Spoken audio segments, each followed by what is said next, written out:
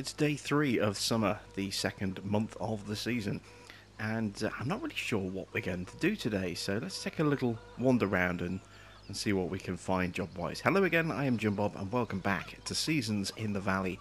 Let's just collect our eggs. Not as many this morning because I was actually late collecting them yesterday. I collected them about halfway through the day, so haven't had as much time to lay as before. But we'll hop over the fences as we often do to make our way up here. I want to check in on the water levels of our greenhouses, see whether these are in need of a top-up. And you can see our crops are starting to look like they're ready. Now this is where Seasons tends to confuse a lot of people. These crops are not ready. These are not ready by a long shot. Now, as we know from the last episode, we consulted the growth chart. We're not expecting these to be ready for another 2 days. So day 5 is when we're expecting these to kind of be ready. And if we pull out the Wopster and do a quick scan of the field, you can see we're at 67% growth. So we still have another growth stage to go. At least another growth stage. We need to, more than that really. I mean, they should be hitting sort of 80 something first before they hit that. So if we pull up the map menu and look at growth here, you can see these are actually not quite on the final stage. There's still one more stage to go, which is darker yet. This is stage 3 in that growing bar. The first stage being planted, then first stage of growth, and second stage of growth. I think there's still one more stage of growth to go before these will then kind of get to harvesting. So it looks as though they're ready, but they're not. They're not going to be ready for at least another couple of days. It does tend to confuse quite a few people because they're so used to seeing their crops looking like that and just immediately going, I need to get my crops harvested. It's not the case with Seasons. Right, let's check our water levels. We still have some crop here. You can see we do have a little bit of growth, but I'm wondering if these look quite small and quite short to indicate that our water levels are running low. Let's pop the help window, and we are at 26%. I'm guessing this one will be the same. Yeah, 26%. So we definitely need to top our water levels up. We're getting a little bit of income from these, but not a huge amount. Where did I leave the water? Oh, the BD frame is our water trailer, isn't it? So let's head over, grab the water trailer. We'll top up those greenhouses. We should have plenty of water left in that tanker. We used the T5 for this today, I think. We've used the T6 a lot over the last couple of days.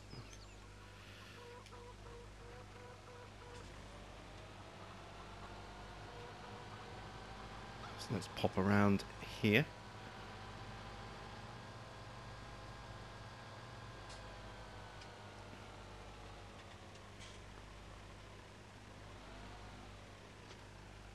Yeah, we've still got over 5,000 litres. It's more than enough.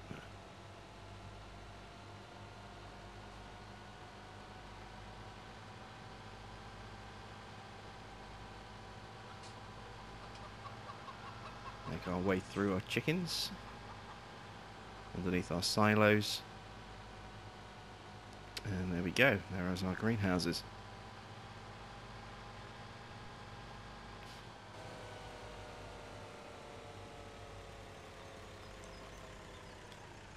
So we'll unload. Oops. Why won't it let me unload?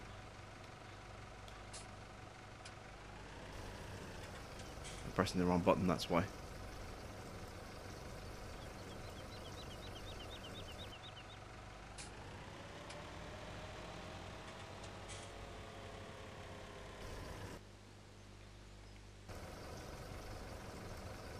So yeah, there we can see we've got a nice couple of thousand litres of water in each one.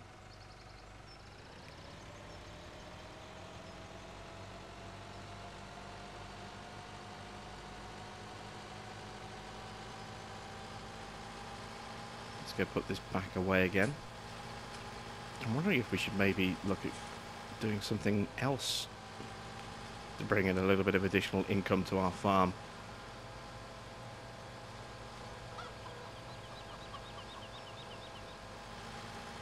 Maybe look at potentially planting a few fruit trees or another couple of greenhouses. I don't really want to go down that route if I can help it.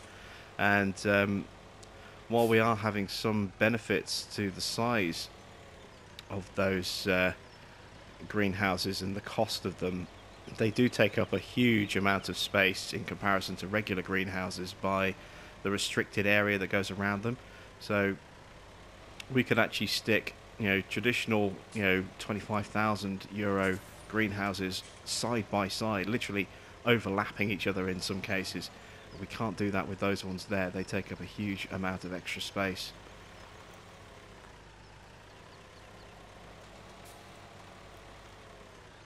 Just try and straighten this up a touch if I can.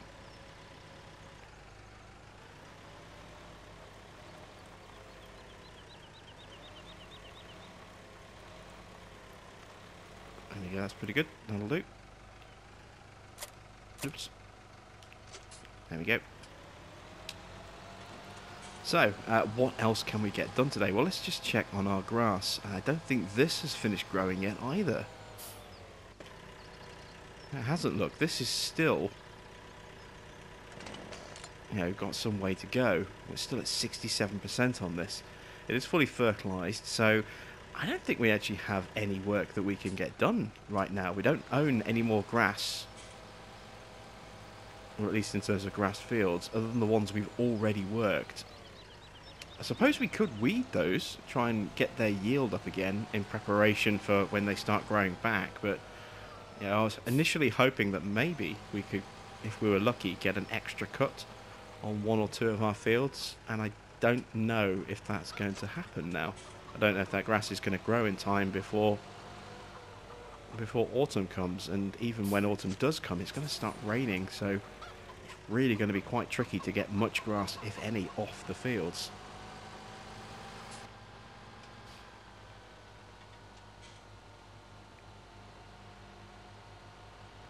Let's make our way over to this field over here. We'll run the weeder over that if it will let us. Try and boost the yield a little bit.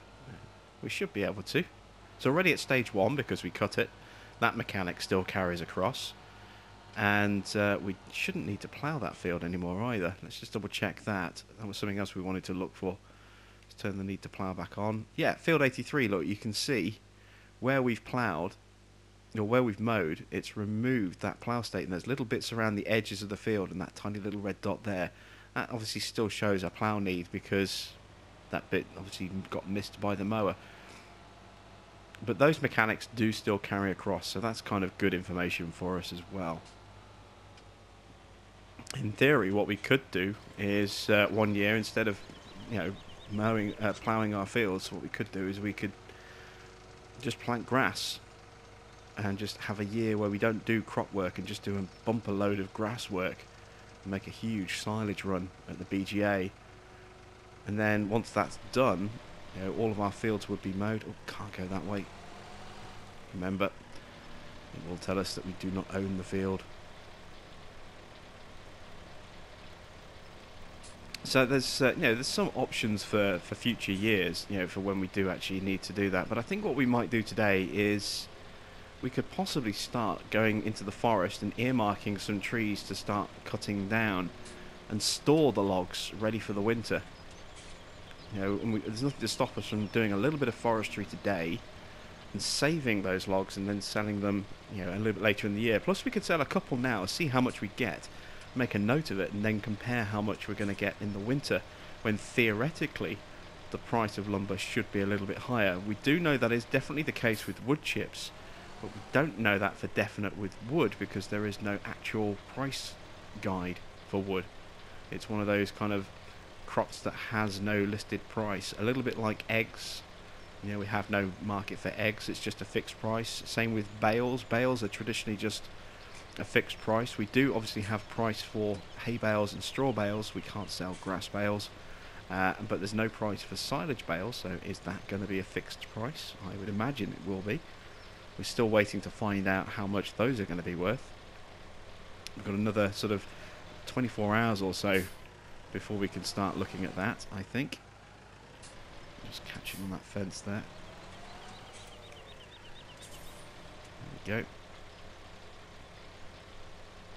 So I'm going to kind of carry on weeding away on our field, and we'll head up to the field by the pigs. I'll weed that field as well, and once those are done, then I think we'll perhaps start looking at some trees. And we don't necessarily have to actually chop the trees up, but we can certainly, nothing wrong with going in and start cutting a few down and then just leaving them there ready for maybe later in the year. We'll see what else we can do. I kind of like the idea of maybe doing a little bit of contract work as well. I mean, we won't earn a huge amount of money for it, and most of the jobs are just going to be fertilizing jobs, I think. I mean, there's nothing really that's ready to harvest. We can't work on grass fields. So literally we're just going to be running around and fertilizing the crops for other farmers. But we could do a little bit of contract work today as well, and then hopefully tomorrow maybe we'll see a little bit of extra growth. We'll certainly have some silage bales to sell tomorrow. And then the day after that we're looking at maybe getting started with our crop harvests. So after that we'll be looking at straw baling and and getting ready to store and maybe even sell some of our crops as well. So yeah, we've got stuff coming up in the next few days, but we don't really have anything that needs to be done today, and not really that much that needs to be done tomorrow either.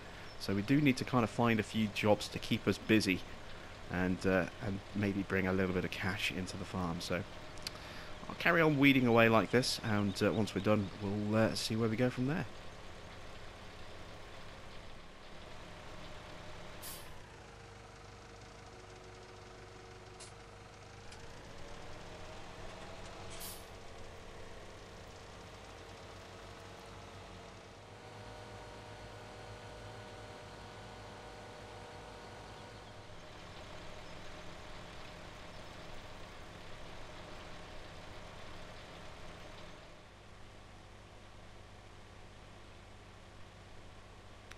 Alright, there we go, that's both of our grass fields weeded. So, time to return back to the farm, drop this equipment off.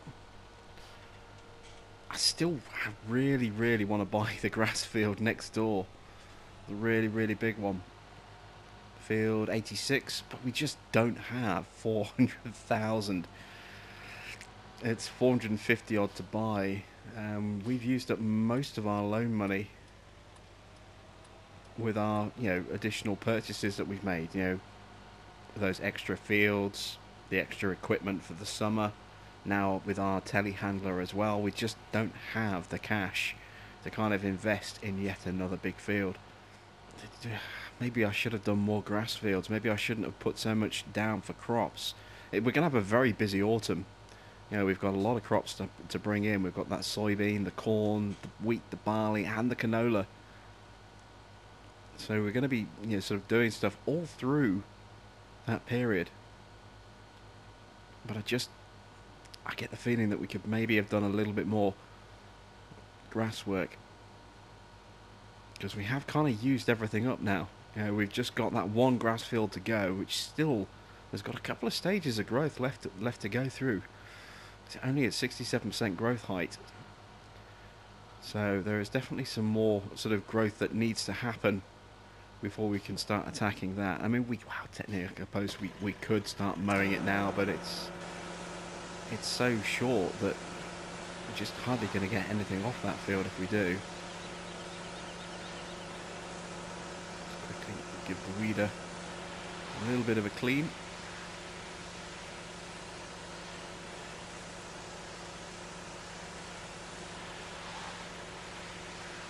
Just doesn't want to clean, look. Still dirt on the wheels. What is going on with this weeder? Why won't it clean? There we go. Just saw the dirt disappear. Right.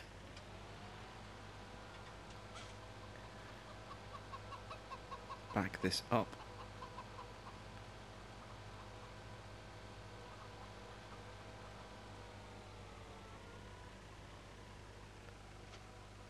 There we go.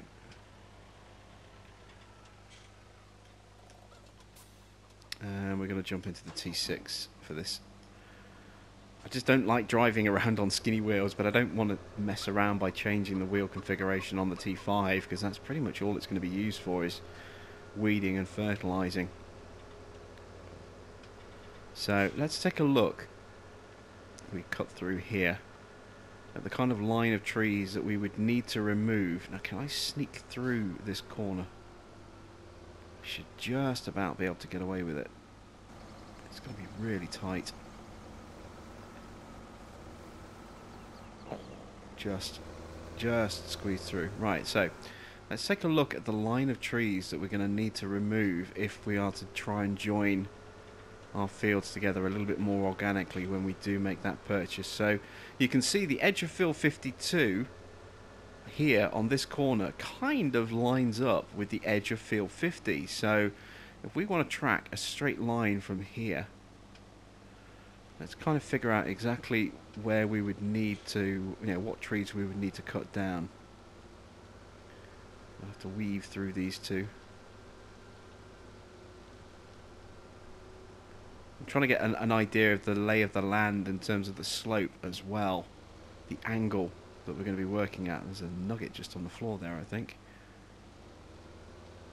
Oh, and it gets really steep just here, look. Yeah, this could be problematic. We would have a real horrible time with a cedar on that slope. Let's just look how steep this is. So we would definitely have to do some kind of cutaway, probably sticking to that side of the path, going around there and then coming back around up there perhaps. That is slightly disheartening. I've lost the tractor. Where is it? There it is. We continue this straight line. This is the other reason why I switched tractors as well, so that, oops, we'll have the tyre imprints on the grass to kind of indicate that that line as well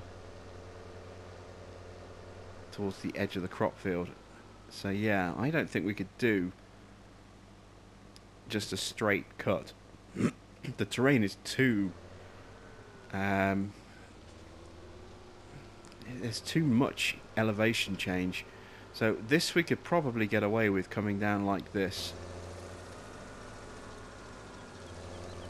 And then probably sort of this is where we would kind of draw the line, I would imagine. Possibly cresting that hill.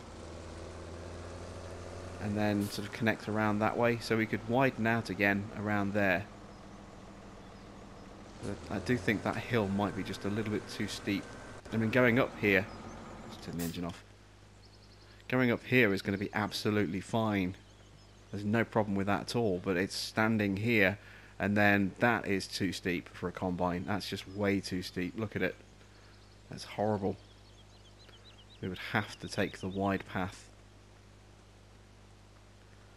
So that does kind of limit my initial idea of the trees that we could perhaps cut down to kind of link 52 all the way up to field 50. Maybe I'm thinking now that that's not such a good idea after all. Where else could we look? Let's see. Just see. I want to kind of keep it close to fields that we already own. And I'm not really seeing anywhere that we could possibly really work with.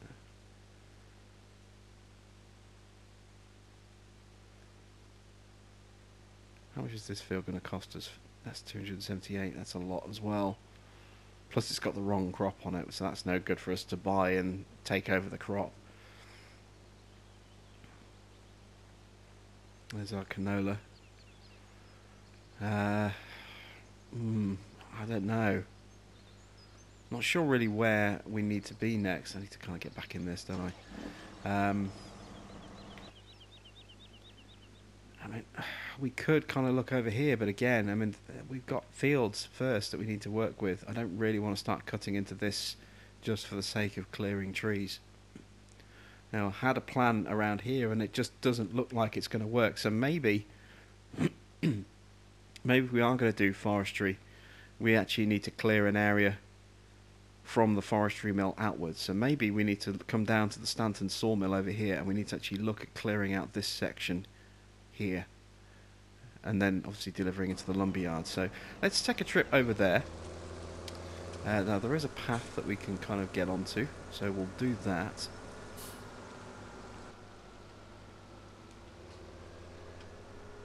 Let's make our way over to the sawmill and then explore that other wooded area, kind of earmarking where we're going to be doing our winter woodwork.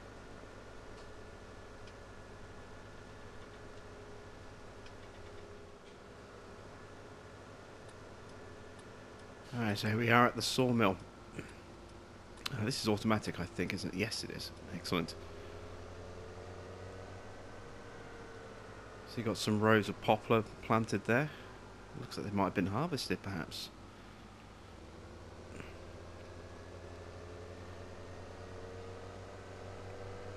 There's that demand for wood chips that we are ignoring. So if we come around to this side, if we have a look, this would be kind of like the first section that we could look to clear. This section within this pathway. Is it a pathway? Because on the map. No, it's cultivated, isn't it? That's why it's showing it as blue. There we go. That's right. So yeah, this section in here could be where we first start to clear out. Keep it close to the sawmill, and keep it contained within this side of the pathway, perhaps. I want to check out this field here. Is this actually loose as well, or is this actually connected to, you know, with a fence around the edge? Is it actually part of this forest?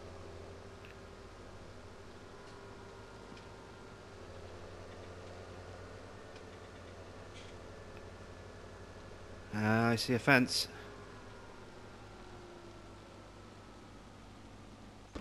Again, these fences are kind of frustrating in some ways, in the way that they're placed. It does create barriers that are completely immovable.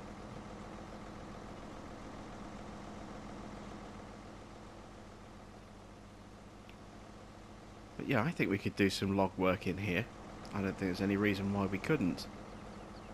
It's quite a big area for us to work in as well. So we've got a lot of area that we can actually work in to cut down trees without going over the top, I think. You know, just limiting ourselves inside this first area. And if we look, this is just walking from the fence over to the path. In terms of width, you know, we've got all of this all the way over to here, and then length, we've got double that going all the way down that way. So yeah, this is a good sized area. This to me makes sense to kind of work out from the sawmill. So I suppose the first thing we would need to do is, you know, hook up with our log claw, bring our log trailer over, maybe even bring over our wheel loader as well.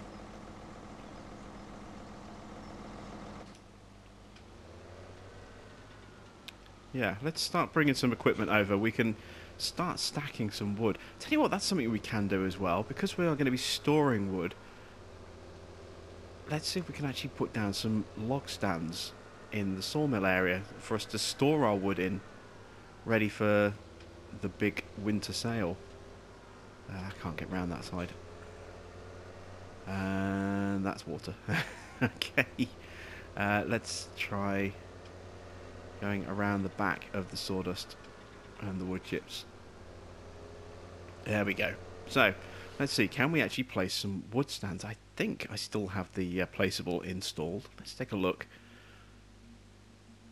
Scroll all the way through.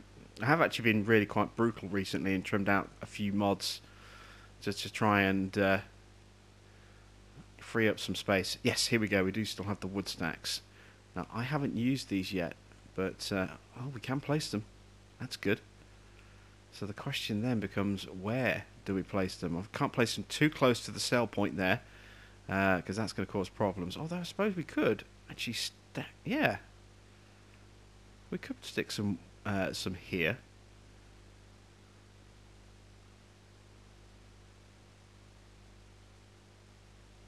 and then we could just take them from this and then dump them onto that wooden conveyor system just there. So that would work. Would work.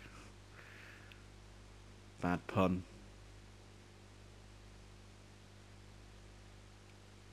Alright, let's place one of those just there. Wouldn't mind placing one. It's a shame that car's there, really. One of those would have sat just perfectly just there, look. Where else can we stick one? Let's see, there's space to store equipment there. I don't really want to put anything just there. That's sell points all the way along there, so I don't want to do anything there. That's a water tower. That's an access point for the bridge. There isn't really any more space around there. What about here? We've kind of got the lamppost in the way, which makes that a bit of an awkward spot. There's an outhouse just there and a lamppost. I mean, we could put a log stand just there. Where else could we maybe stick some wood? Can I squeeze one in there? Not really. That would be a tree in the way just there. Again, we've got more equipment bays just there, so that's not really a good place. What about just here, though? We've got trees there. We need to kind of maybe clear a couple of trees out here, and then we could put a log stand in just there. That would kind of work.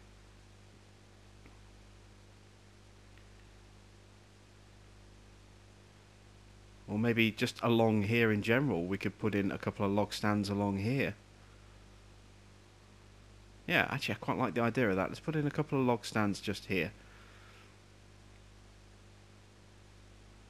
Give us somewhere to actually store the wood until we're ready to sell it.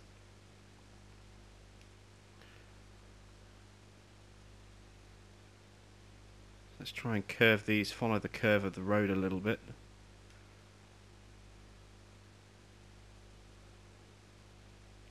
Do I want to put a third one in? Yeah, why not? Let's check the distance. Do with making them a little bit further apart. Yeah, I like that. There we go. So, we just... Oh, wow, 26 grand for those three. How much were these? I wasn't paying attention. 6.5 each. So, with the other one as well, that's 32,500 that we've just spent. No. We built 4, so that, yeah, 26 grand. But that's quite a lot of money that we've just spent to build these log stands. But I think it's going to be worth it, you know. Like I said, we can stick our logs on there and keep them out of the way.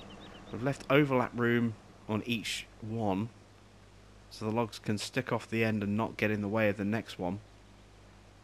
They seem to be spaced pretty well. We've got these 3 here. We've got that one over there directly next to a sell point. So, yeah, I think we should maybe do a little bit of logging for the next day or two and start storing our wood ready for the winter. So, I'm going to start bringing some equipment over here. I've got to take this back so I can get the individual log claw, because I think we're going to need that.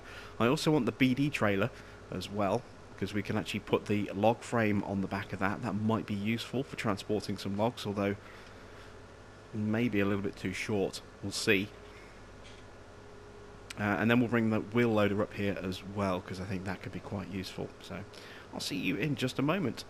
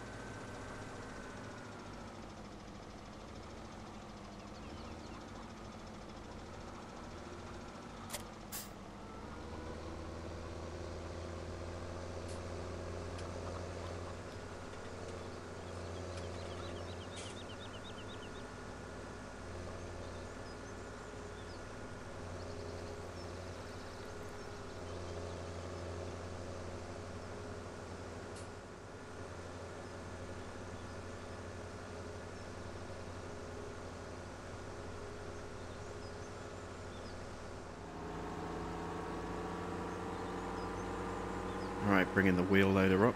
You can see I've already brought up the T6 with the logging trailer, and I've also brought up the skid steer as well. And the money's gone down just a little bit more because I've repurchased the logging claw that I sold at the end of episode 1 off camera. This turbo saw. When we bought it, we couldn't use it on those initial trees. I sold it. Realised shortly afterwards I probably should have kept it. And now we have it back to pay for another one. But this should work really, really nicely on these trees over here. Should make cutting things down a lot quicker and easier. Plus, I kind of want to use it because I've never really used it before. As I say, we tried to use it on those trees at the start of this series. And wrong sort of tree that just wouldn't cut. Or maybe I just wasn't cutting high up enough because we did have some issues even using a chainsaw over there as well. But let's start chopping down a few trees.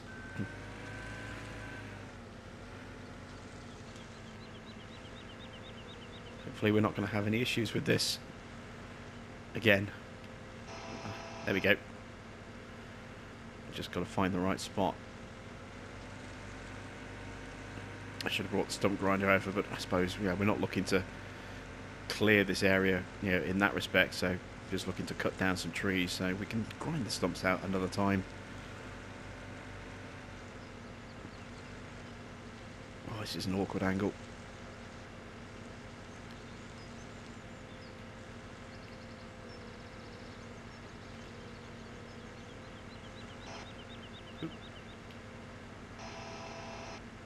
There we go.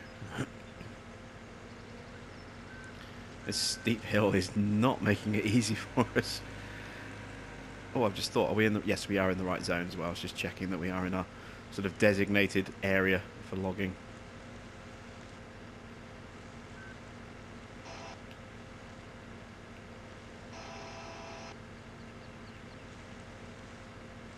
And then we'll delimb these with the chainsaw a little bit later. Run up and remove all those bits of branches and stuff.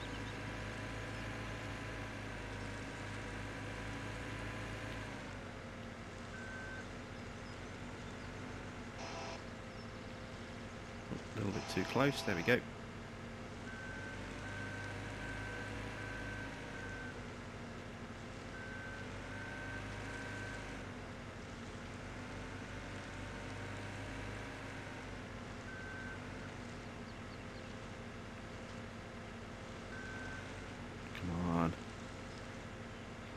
Oh, maybe we're at too low. There we go.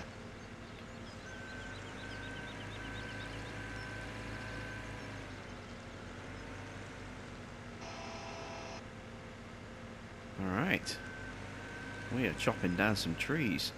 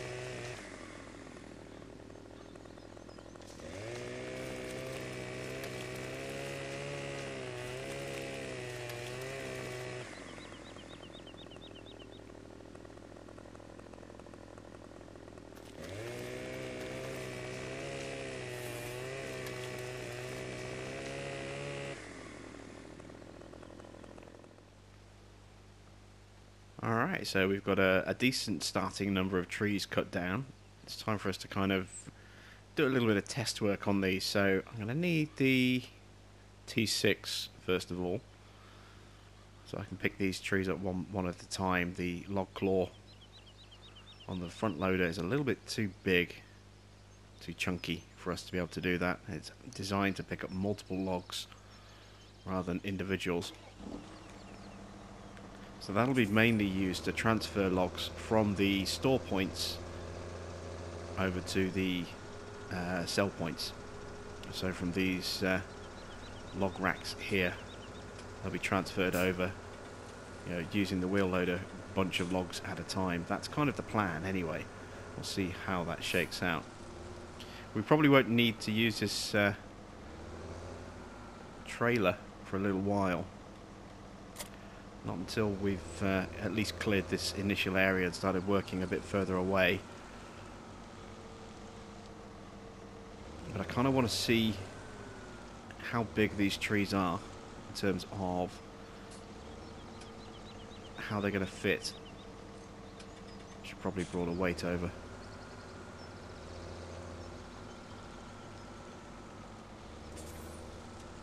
I should definitely brought a weight over. Oh dear. Alright, let's try going this way. I want to see how easy they're going to be to actually stick onto these. What kind of length we're going to need to cut.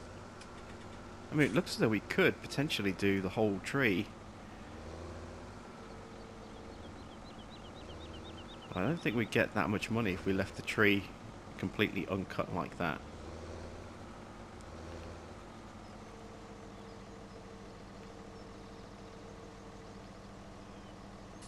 That should roll.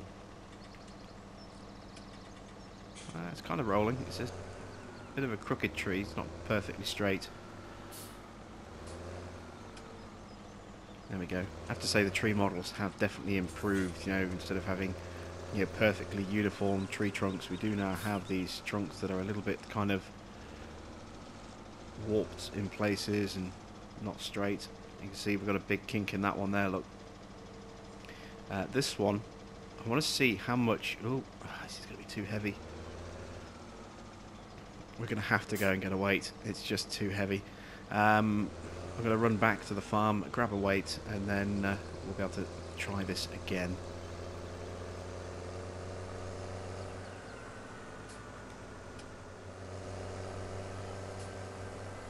Fitted the largest weight that we have, which is the 2,500 kilo weight from the Hoyer set. So this should give us enough counterbalance now to be able to lift these logs without any major issues. What I want to do is I want to do a little test. I mean, this is a really long tree, which is why it's causing us so many balance issues. But what I want to do is I want to try and sell this tree in one piece and see just how much money we get for it. And then the next tree we're going to cut up into logs and see if we actually get more. And a great way to test actually will be to sell a logged tree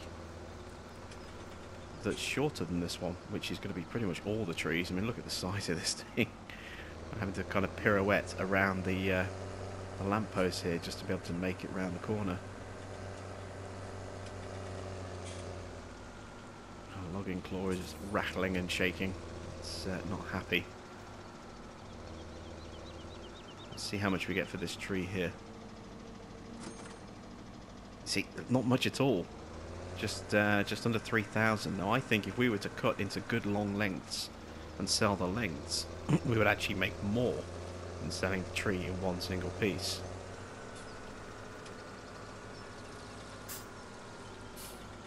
So let's chop this tree. That's a good piece.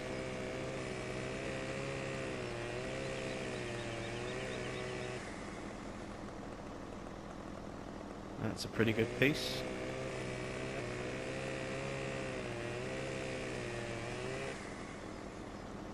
Yeah, we'll do that piece on its own at the end, I think. So we'll start with a small piece. Well, I say the small piece. We'll start with a thin piece.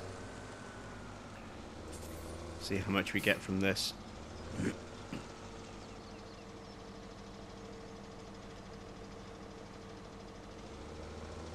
That's not a bad length as well.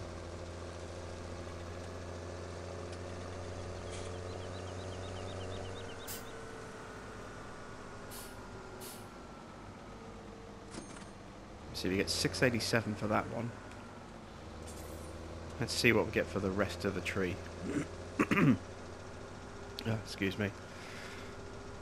Throat's a little phlegmy today.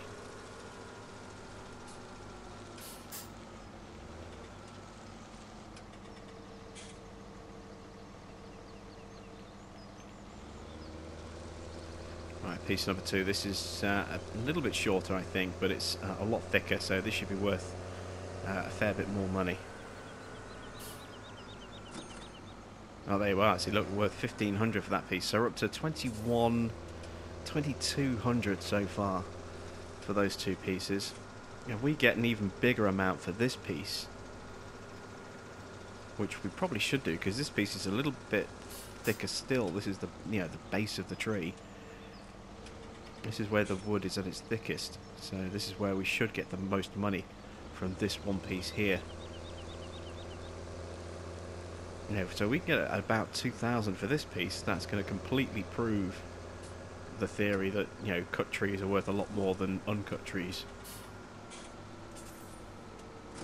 And there we go, 2,100 for that piece there. So we just doubled how much money we've made just by adding one piece there on the rest of the tree.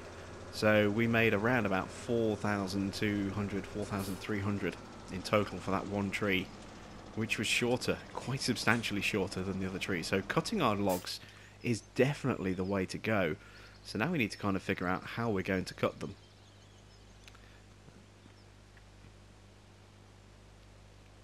See, these aren't really designed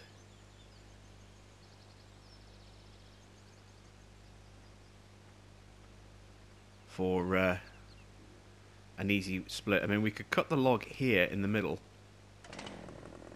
about there, and see how much we would get for logs around this kind of length. And this should balance reasonably well as well. Obviously, the shorter, the thinner piece is going to be worth less than the other piece. But let's see how much we get for this log now. These are the kind of tests that are pretty good. It's also giving us an idea of how much we can earn during the summer months if we were to sell the wood right now. Now, the main focus is obviously to fill all of these up so that we have the wood to sell in the winter, where I'm hoping, I don't know, but I'm hoping that the wood is going to be worth more. It, to me, would logically make more sense for the wood to be worth more at winter time. But having said that, this is a business, so furniture would need to be made all year round. Wood supplies would need to be, perennial. So we've got 1,100, 1,200 for that piece there. Let's see what we get for the rest of the tree. I get the feeling that we might even have to chop this up into 3 pieces going forward, which is going to make it quite awkward trying to get these to stack properly. We'd probably have to put all the trees in first and then manually cut them along those guide points at the end and hope they don't slip off, which would be pretty tricky. That, or we just pile up on the 2 end pieces and leave nothing in the middle, which is another option. Let's see how much we get for this. Oh, we got 28 for that, so what do we get? It's about 12 for the first one, so that's around 4,000 for the tree. That's not too bad. Maybe we could do that. Maybe we could get away with just cutting them down the middle. So I'm going to start loading up some trees into these racks then. And once I've done that, we can then cut them in half, have them ready, and we'll sell these at a little bit later point in the year. Once we've cleared this area out, we can then start moving internally to this sort of forest area next time out. Can I lift this straight over the back to save having to drive all the way around the edge? Not quite, because I haven't got the log positioned properly in the claw. I'm too central. The point of gravity, the centre of gravity is too much on the other side of the tree. So if I grab it from about here, we should be able to literally just lift it straight over the back and drop it onto the rack. Oops, got it hooked. There we go. It's not perfect, but it's a much better balancing point. There's a stump in the way. Can I drive over the stump? I can. Can I get over that end piece? Ah, not quite. Ah, that's frustrating. Let's rotate the log.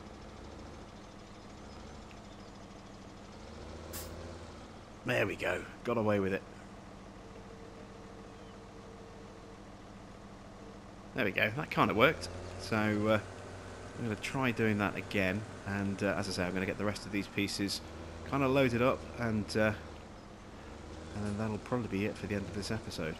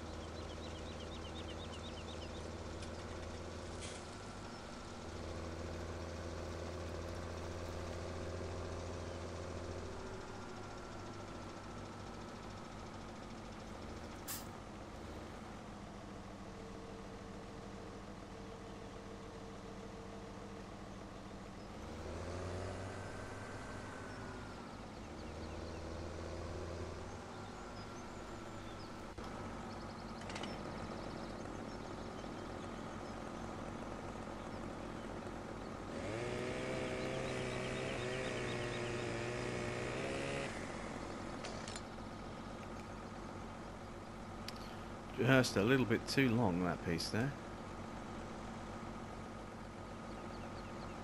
It's now too short to go on the rack. Still pretty big. It's causing me problems being able to carry it. Let's just go and sell this piece straight away.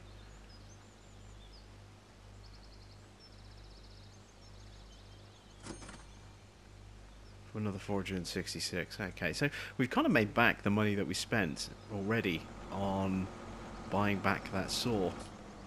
Plus, I think possibly a little bit of profit as well. More logs to carry on moving though. So I'm going to carry on with that.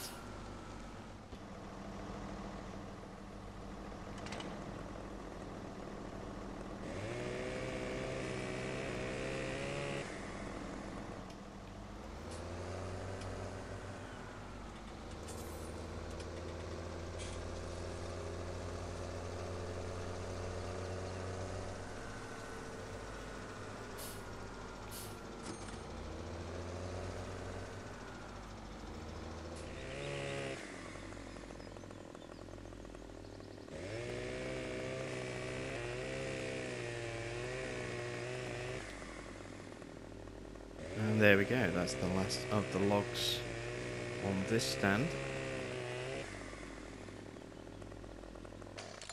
Excellent, so we have one stand that's kind of fully loaded, at least on the bottom level.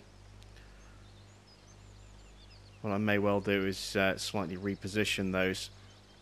Got one log on that one there as well, and we have one really long log that I tried to lift over the cell point and put on the log carrier or the log rack that we had over there, and it clipped the cell point and instantly sold the whole log. So I've sold off the log rack that we had just over there. Just 3 should be enough, and hell, we can always put another one over here if we need to a little bit later, but for now 3 should be enough. So that's it for this episode. We've done a little bit of logging. We've prepped a few logs ready for the summer, for later in the year. Obviously we need to do a lot more of that, and we'll continue to do that in the next episode. We'll really start pushing in and cutting down trees, and getting them all stacked up. I want to try and get all of these log racks completely full, sort of next time out. So we'll be lumberjacking next time out, so be sure to come back for that. Thanks for watching. I'm Jim Bob, and we'll be back with some more Seasons in the Valley very soon.